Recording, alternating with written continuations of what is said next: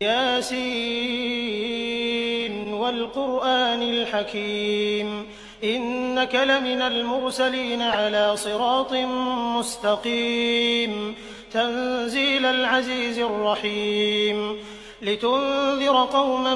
ما أنذر آباؤهم فهم غافلون لقد حق القول على أكثرهم فهم لا يؤمنون إنا جعلنا في أعناقهم أغلالا فهي إلى الأذقان فهم مقمحون وجعلنا من بين أيديهم سدا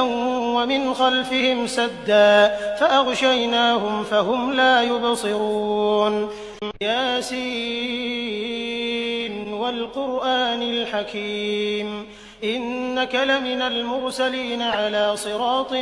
مستقيم تنزيل العزيز